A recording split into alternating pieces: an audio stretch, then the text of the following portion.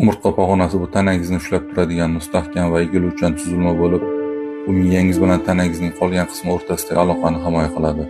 U bosh suyagining pastki qismidan tos suyagacha cho'ziladi va umurtqalar deb ataladigan 33 ta suyakdan tashkil topgan. Ularning orasida esa zarbani yumshatuvchi disklar joylashgan. Umurtqa pog'onasining asosiy vazifasi tanani tik tutish, orqa miyani himoya qilish va harakatni ta'minlashdir. U bir nechta bo'limlarga bo'linadi. Bo'yin, ya'ni servikal qismi boshni ushlab turadi va aylanishga imkon beradi. Ko'krak tarakal qismi ko'krak qafasini barqaror qiladi va qovurg'alar bilan bog'lanadi. Bel lumbar qismi tana vaznining asosiy qismini ko'taradi va harakatni ta'minlaydi.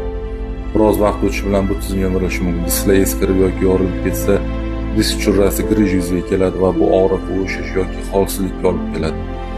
Nervlar atrofidagi bo'shliq toraysa orqa miya kanali torayishi, spinal stenoz rivojlanadi. Bu esa nervlarni siqib, harakatni cheklaydi. Bo'g'imlar va tog'aylar yemirilganda esa artrit paydo bo'lib, qotish, og'riq va harakatning kamayishiga sabab bo'ladi. Kanalimizga a'zo bo'ling va bundan ham qiziq videolarni ko'rishda davom eting.